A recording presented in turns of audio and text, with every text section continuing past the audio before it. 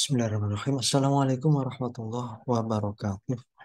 Saudara sekalian, kita akan melanjutkan kuliah kita ilmu hama tumbuhan pada topik lanjutan dari organisme hama yang sudah kita bahas, yaitu serangga. Nah, dari eh, apa yang sudah kita bahas eh, tentang serangga, eh, beberapa hal yang merupakan ciri-ciri dan kemudian perilaku. Nah, maka kita hari ini akan membahas eh, tentang pertumbuhan dan perkembangan serangga.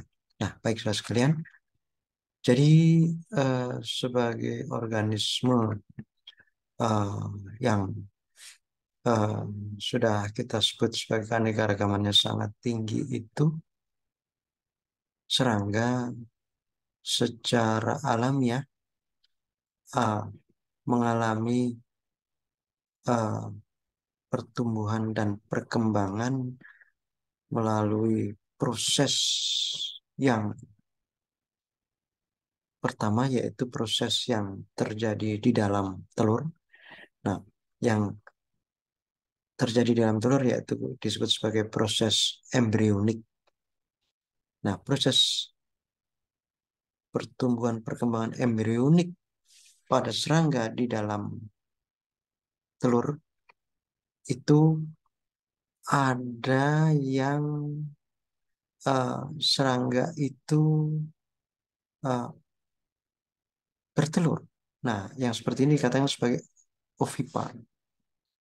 Nah, kemudian ada yang uh, bukan ovipar tapi vivipar.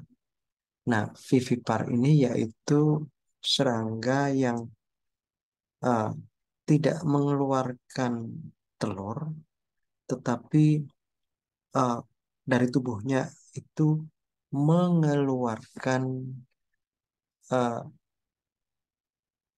serangga muda. Nah, katakan seperti itu. Jadi yang baru menetas dari telur. Jadi yang dikeluarkan dari tubuhnya itu bukan telur yang kemudian menetas di luar, tetapi uh, telurnya sudah menetas di dalam tubuh serangga dan kemudian keluar itu sudah berupa serangga pradewasa atau serangga muda. Nah, baik saudara sekalian, uh, kemudian kalau cara berbiaknya, serangga itu uh, banyak di antara serangga itu yang berbiak secara seksual. Nah, baik. Jadi kalau dikatakan berbiak secara seksual berarti ada serangga jantan, ada serangga betina, eh, dan kemudian ada proses kawin atau kopulasi. Nah, dan seterusnya. Hmm. Baik. Nah, ada serangga yang jumlahnya tidak banyak, yaitu cara perkembangbiakannya itu dikatakan atau disebut dengan partenogenesis. Partenogenesis ini eh, bertelur tanpa ada pembuahan dari serangga jantan. Nah, baik, saudara sekalian. Jadi inilah beberapa hal yang merupakan pertumbuhan embrionik, pertumbuhan di dalam telur. Nah, seperti itu dia bilang. Nah, kemudian ketika telur menetas, maka dikatakan pertumbuhan pasca embrionik. Jadi setelah telur menetas, setelah atau pasca fase embrio. Nah, pada saat telur menetas, maka serangga dikatakan sebagai serangga pradewasa atau serangga muda mengalami serangkaian perubahan bentuk dan ukuran. Perubahan bentuk dan ukuran. Jadi dalam suatu durasi waktu tertentu itu ada perubahan bentuk dan ukuran. Nah, perubahan bentuk dan ukuran ini yang disebut dengan metamorfosis. Berlangsung sebagai eh, tahap eh, dari sebelum dewasa menjadi serangga dewasa. Nah, itulah eh, perkembangan eh, pasca embrio ini. Nah, baik saudara sekalian. Jadi kalau kita berikan ilustrasi, sebagian besar jenis-jenis serangga itu bersifat ovipar, induk betina bertelur. Nah, kemudian kalau ya itu sebagian besar. Kemudian yang vivipar, jika telur berkembang di dalam tubuh imago betina, di dalam tubuh serangga dewasa betina, itulah telur berkembang. Dan kemudian perkembangan embrio itu mendapat makanan dari induknya hingga menetas di dalam tubuh. Dan kemudian dilahirkan oleh serangga induk itu. Nah, nah inilah contoh yang vivipar itu, artinya serangga induk melahirkan serangga dewasa gitu. Nah, ini contohnya adalah uh, Aphis spesies. Ada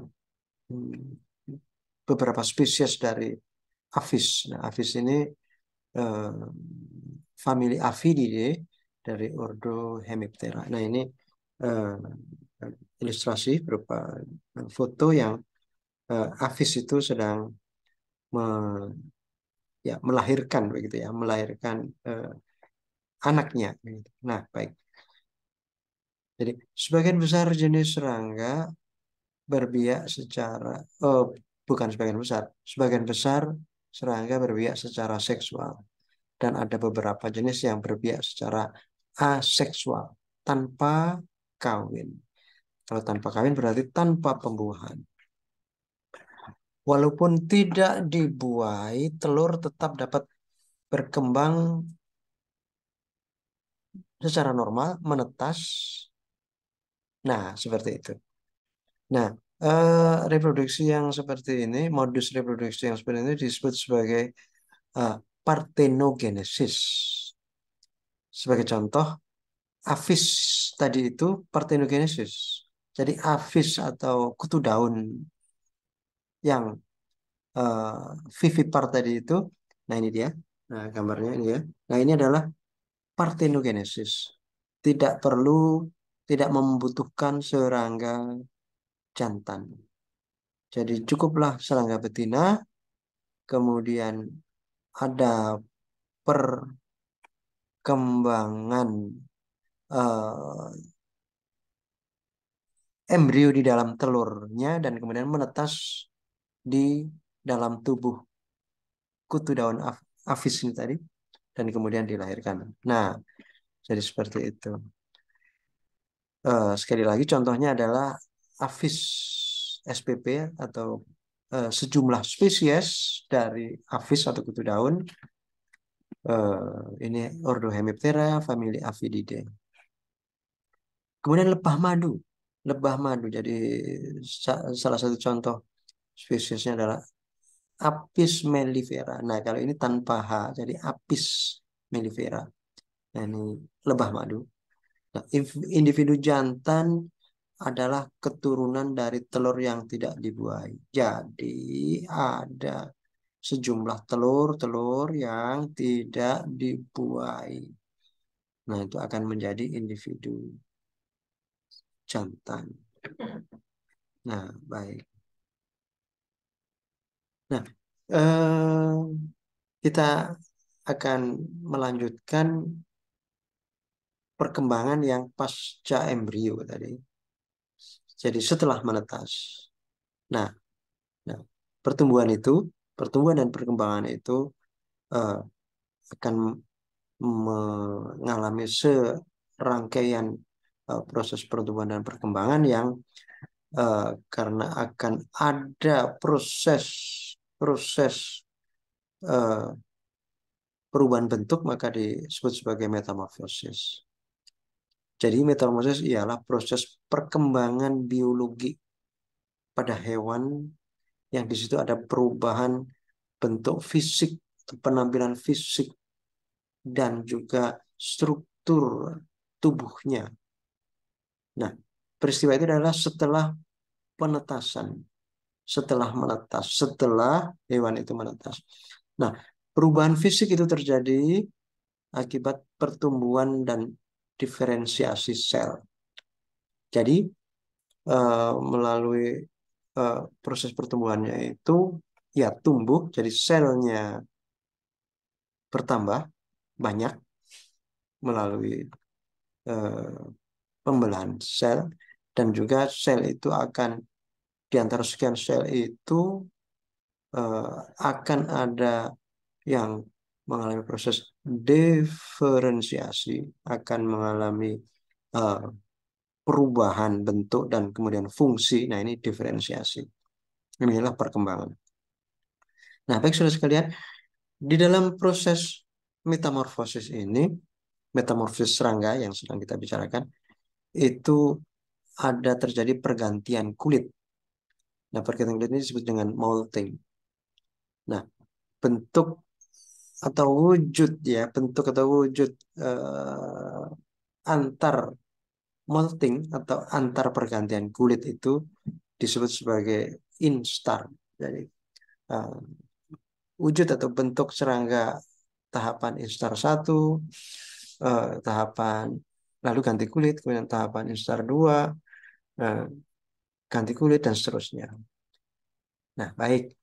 Setiap tahapan itu ada lama waktunya, durasi prosesnya itu. Nah, lama waktu itu disebut dengan stadium.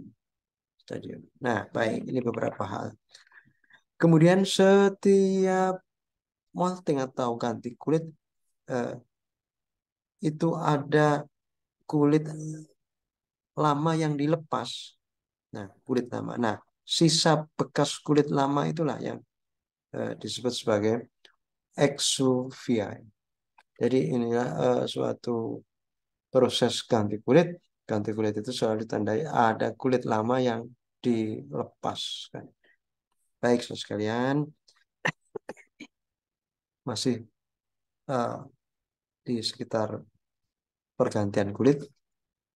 Nah, ini suatu contoh ilustrasi dari eh, belalang, ya, belalang falanga yang sedang mengalami proses eh, ganti kulit ini. Jadi berawal dari kulit yang lama sudah terasa sempit, begitu ya kurang lebih.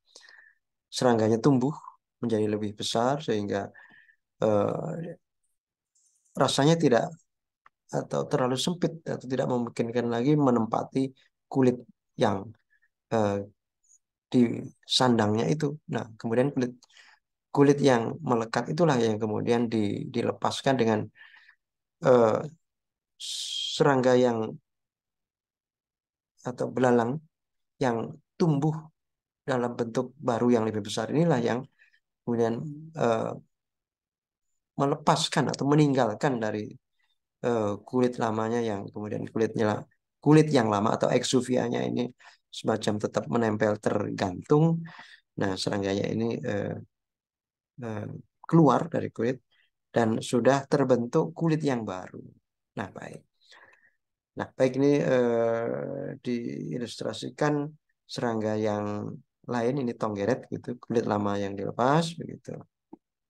Baik, saudara sekalian, jadi metamorfosis itulah prosesnya. Nah, kemudian serangga ada banyak jenisnya, keanekaragamannya. Maka eh, metamorfosis serangga ada beberapa tipe. Baik, kita mulai dengan tipe yang ametabola. Jadi ini disebut sebagai tanpa metamorfosis atau ametabola atau ametamorfosis. Jadi bentuk luar serangga pradewasa ini, untuk yang tidak mengalami metamorfosis ini, bentuk luarnya tetap serupa dengan dewasanya.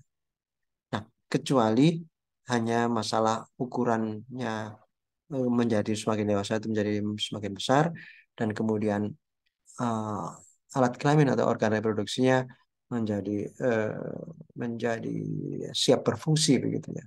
Nah, ini bentuk pradewasanya disebut sebagai gayad dan imagonya. Jadi baik yang pradewasa atau gayad dan imago ini habitatnya sama, berada pada tempat hidup yang sama.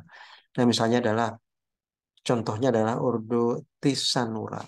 Ordo Tisanura. Nah, ini eh, tidak mengalami metamorfosis.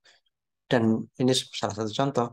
Contoh yang lain ya Protura, Diplura, begitu ya. Kolembola, nah ini Tisanura. Nah, baik, kita lanjutkan dengan tipe metamorfosis yang Paurometabola. Bentuk umum serangga pra dewasa menyerupai serangga dewasa, tetapi terjadi perubahan bentuk dan ukuran pada serangga dewasa yang eh, ya ada perubahan bentuk dan ukuran, tetapi bentuk umumnya eh, serupa antara pradewasa dengan serangga dewasa. Nah, ini contohnya ordo misalnya belalang ini Orthoptera, kemudian Hemiptera. Nah, begitu ini eh, merupakan contoh yang eh, cukup mudah untuk dilihat. Nah, baik. Jadi ini contoh yang ametabola. Ya, ini serangga Tisanura. Nah, ini sketsa pertumbuhannya. Nah, ini potret dari serangga Tisanura itu, Ordo Tisanura. Nah, baik. Jadi telur kemudian menetas menjadi eh, in, sekian instar dari ini ya 1, 2, 3, 4, 5, 6, 7 instar serangga nimfa atau gayat gitu. Nah, kemudian dewasa memang ini tergolong yang eh, apterigota atau tidak bersayap. Nah, jadi secara bentuk luar serupa, hmm, tetapi ukurannya dan kemudian kematangan organ reproduksinya. Nah, baik. Nah, ini yang Paurometabola. Paurometabola di sini contohkan eh, belalang falanga. Jadi ini belalang dewasa betina bertelur. Nah, baik. Eh, Telurnya berkelompok sesungguhnya. Jadi ini hanya diperlihatkan satu, tapi sesungguhnya ini dalam kelompok telur. Nah, kemudian telur ini menetas menjadi nimfa. Nimfa dikatakan ini nimfa instar satu. Nah, kemudian ada proses pergantian kulit eh, menjadi ukurannya menjadi lebih besar, ada kulit lama yang dilepas. Nah, baik, baik. Nanti ada nimfa instar 2, nimfa instar 3, nimfa instar 4, nimfa instar 5. Nah, ada kelihatan misalnya eh, sayap yang sama sekali semula belum ada, kemudian ada bakal sayap atau calon sayap, dan kemudian eh, sayap itu menjadi tumbuh penuh ketika pergantian kulit yang terakhir menjadi serangga dewasa. Nah, ini contoh Orthoptera yang tipe metamorfosisnya adalah atau tipe pertumbuhan perkembangannya Paurometabola. Nah, ini Paurometabola juga. Ini serangga Ordo Hemiptera atau kepik. Nah, baik, kurang lebih penjelasannya sama. Kemudian, nah ini Paurometabola yang kepik itu. Jadi disebutkan sebagai uh, gradual external development of wing pads. Jadi bantalan calon sayap. Nah, itu ada pertumbuhan secara uh, bertahap gitu ya. Pertumbuhan dan perkembangan secara bertahap. Nah, baik saudara sekalian. eh, nah, ini lanjutannya. Yaitu tipe hemimetabola. Hemimetabola. Yang sudah adalah ametabola dan paurometabola. Nah, ini yang ketiga ini hemimetabola. Metamorfosis tidak sempurna. Jadi serangga pradewasanya ya disebut eh, secara terpisah bukan nimfa tapi naiad. Nah, Nayat dan imago hidup pada habitat yang berbeda. Jadi nayat hidup di air sebagai serangga akuatik, sedang imagonya eh, hidup di darat atau terestrial atau mungkin juga nanti ada waktu-waktunya bergerak atau terbang. Nah, baik seperti itu. Baik, saudara sekalian, eh, Nayat memiliki modifikasi tungkai antara lain bisa untuk menyesuaikan untuk melekat, memanjat, menggali begitu. Kemudian em, bisa berenang. Nah, baik. Begitu juga alat mulut Nayat atau fase pra dewasa ini bisa untuk aktif mencari makanan yang ada di perairan. Perairan. Nah, baik. Jadi contoh yang populer untuk ini tentu adalah capung. Nah, capung itu hemimetabola. Capung itu hemimetabola. Kemudian ada serangga ordo yang lain, eh, tetapi ini mungkin serangganya agak kurang populer gitu ya. Jadi serangga ordo Epemeroptera atau serangga sehari dan serangga yang hidup pada daerah eh, apa itu namanya sungai-sungai yang berbatu begitu. Nah, ordo Plecoptera. Nah, baik, kita lanjutkan. Nah, ini ilustrasi dari capung. Jadi capung dewasa bertelur begitu. Bertelur sambil terbang dan menyentuhkan badan yang untuk bertelur itu ke air, ke permukaan air. Nah, nanti ada semacam eh, kelompok telur yang sudah ditelurkan oleh capung tadi dalam beberapa waktu akan menetas. Nah, menetasnya akan menjadi nayat eh, serangga akuatik yang hidup di dalam air ini. Ada sekian lama ada terjadi molting. Nah, baik. Nanti pada saatnya eh, nayat ini bisa semacam menempel atau memanjat sesuatu eh, permukaan datar, ya, maksudnya permukaan padat gitu ya, yang disitulah yang kemudian nanti akan muncul capung dewasa, muncul capung dewasa. Nah ini baik ini capung ya, capung sudah diilustrasikan. Nah baik, tipe metamorfosis yang keempat yaitu holometabola, metamorfosis sempurna atau metamorfosis lengkap. Nah baik, jadi tahap-tahapnya ialah dimulai dengan telur. Nah, telur itu menetas, menetas menjadi larva, ya. Kemudian larva inilah yang akan tumbuh dan berkembang mengalami proses metamorfosis dalam beberapa kali ganti kulit yang tentu saja menjadi beberapa tingkatan instar larva. Nah, pada saatnya pergantian kulit yang terakhir akan menjadi pupa. Nah, inilah suatu fase yang pada tiga jenis metamorfosis sebelum ini tadi belum belum kita sebutkan, belum kita sebutkan. Nah, atau tidak ada. Nah, baik. Yang mengalami fase pupa hanyalah yang holometabola dan kemudian menjadi imago.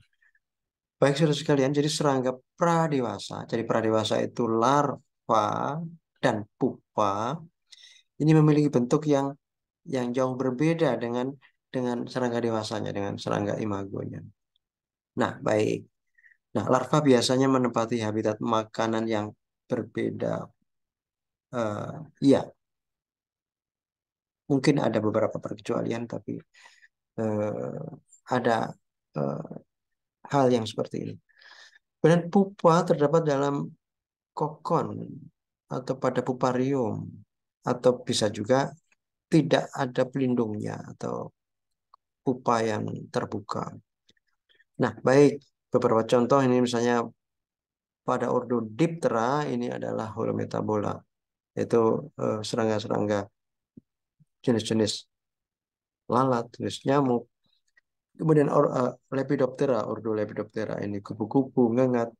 Kemudian ordo Coleoptera atau kumbang, ordo Hymenoptera atau semut lebah. Nah ini yang metamorfosisnya Holometabola. Mari coba kita lihat. Nah ini Holometabola.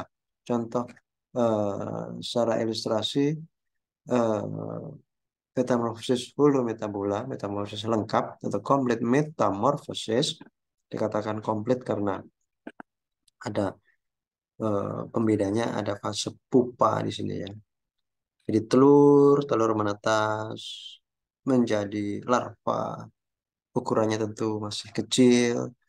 Kemudian larva ini dari waktu ke waktu akan mengalami pergantian kulit dan bertambah ukuran. Nah, inilah yang disebut sebagai tumbuh sebagai instar 1, instar 2 dan seterusnya melalui peristiwa molting atau pergantian kulit itu.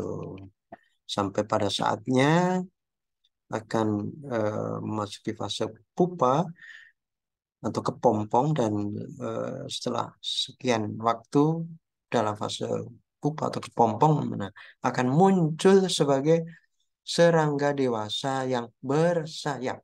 Nah, baik. Terus sekalian, eh, contoh dari eh, serangga yang metamorfosis lengkap atau hulu metabola ini misalnya Ordo Lepidoptera. Nah ini contoh yang ada pada gambar di sini adalah Lepidoptera. Nih, ingat. Kemudian Diptera atau lalat, Coleoptera atau kumbang, kemudian Neuroptera. Nah ini eh, serangga sayap jala, Hymenoptera, serangga eh, lebah tawon semut. Nah seperti itu. Baik saudara sekalian, nah ini contoh lagi Hymenoptera ya. Siklus hidup atau metamorfosis pada ordo Lepidoptera. Jadi ini yang secara mendatar telur, kemudian larva, pupa, dan kemudian ngengat. Nah, Lepidoptera juga ada yang berupa kupu-kupu atau butterfly ya. Kupu-kupu bertelur, telur menetas menjadi, nah ini diwakili hanya satu ulat. Tapi sesungguhnya tentu ada sekian instar larva atau instar ulat. Nah, baik. Nah, kemudian akan menjadi pupa atau kepompong.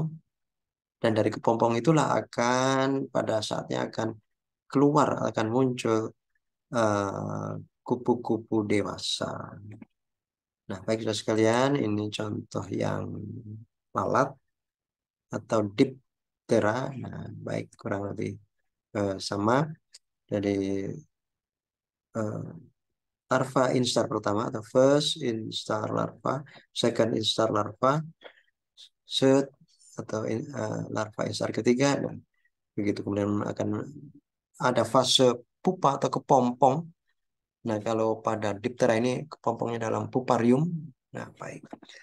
Baik, saudara sekalian, sebagai penutup ini contoh atau gambar ilustrasi metamorfosis pada ordo Coleoptera atau kumbang. Nah, ini kumbangnya adalah kumbang kubah, ya, famili Coccinellidae.